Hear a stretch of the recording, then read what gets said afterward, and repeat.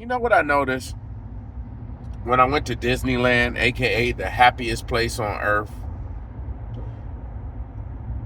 People aren't really that happy. I'm being honest. Like, we were at a restaurant and there was this train that went by and my kids were waving, and I was kind of telling my kids, hey, don't expect them to wave back. So my little ones, the little ones, they have this enthusiasm.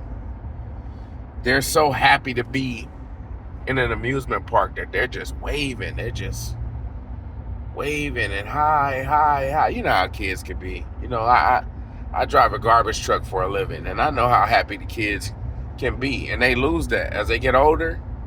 Like, I was telling this one parent, he came up to me, he's like, oh, my son loves a truck. Really, it'd be because they're trying to stimulate their kids. The kids are like, you know, they just see a big, loud truck. They hear a machine moving. But anyhow, I digress. My kids are waving, and the workers who work for Disney, they wave back. But the people on the actual train, the tourists, even some of the people that are visiting from up north or other states, they don't wave back. And my kids at first, they don't notice it. I'm like, yeah, the people that waved at you, who are the people that work there, they're in character. She's like, what? My oldest girl, she said, what? I'm like, yeah. So another one passes by. She's like, no, it wasn't that bad. It wasn't that bad. Then another one passes by. She's like, yeah, you know what? They didn't wave. Then we was up, and another one passed by. She's like, you know what? No, they don't wave. I'm like, yeah. People are rude. People are upset. And what I'm thinking is,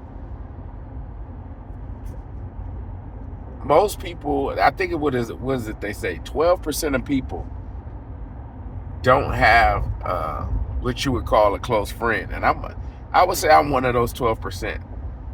Now, I have friends, but a close friend, I have somebody that I work with where I talk, work drama, work gossip. But a close friend, meaning, you're stranded on the road, you need somebody to help you out. Don't really have those, right? And there's a lot of people that's just going through this situation where they're detached, man. They're living through their screen. And this screen is creating,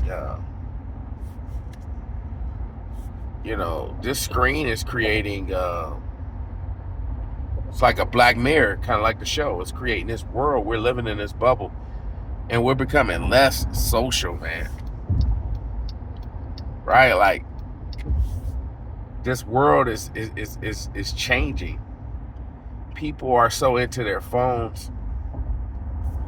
It's like they don't even know how to carry or hold a conversation.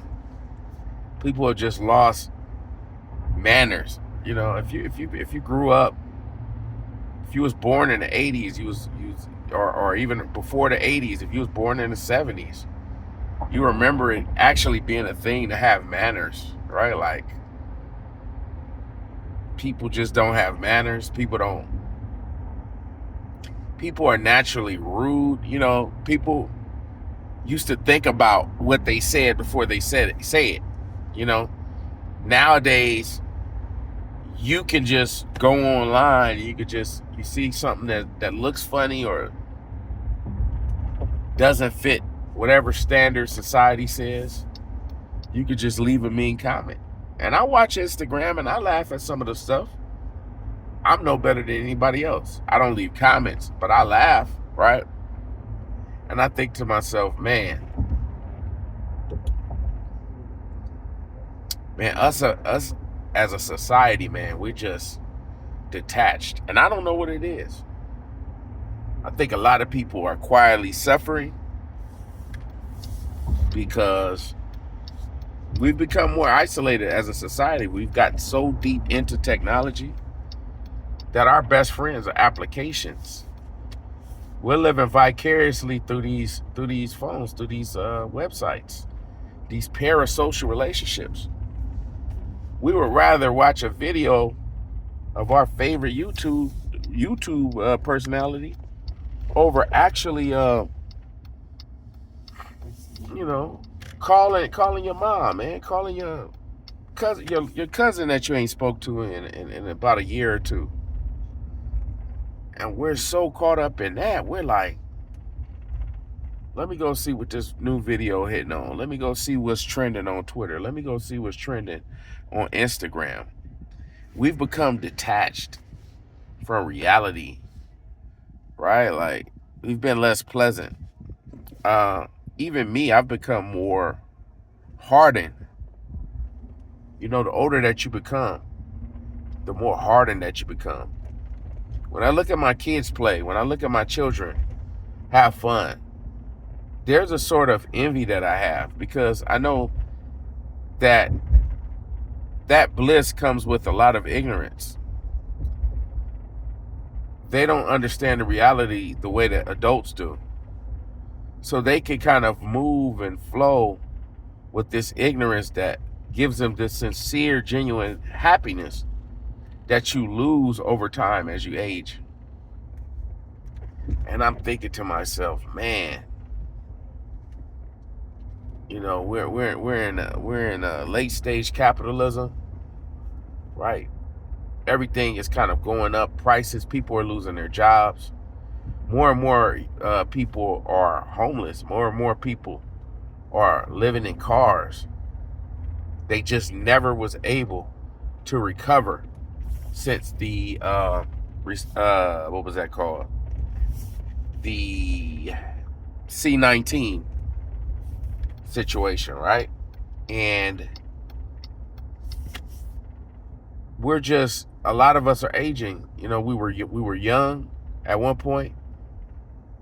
Now we see our parents dying off. We see our people that raised us dying off. If it's not the pandemic, then it's different cancers, it's different maladies that are taking our families away. And it's just us as a society. It's sad. But we are getting our dopamine from the Black Mirror, or the screen that we're watching. So,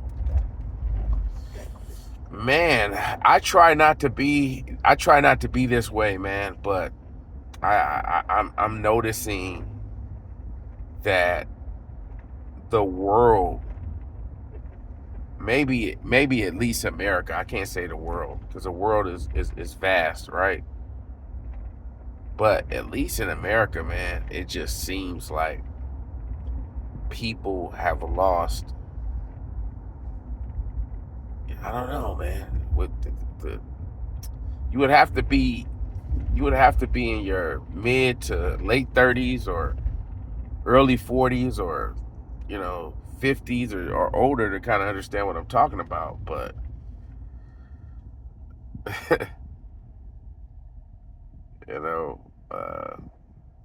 man, we got us. I don't know what this future is gonna be like, but whenever the way the society is moving, the way the technology is moving, it's a positive and a negative, and unfortunately, that's a negative. People will be less. I think more people will be less social in a way where how it used to be, with manners and being kind and speaking to people, and what those days are pretty much in the past.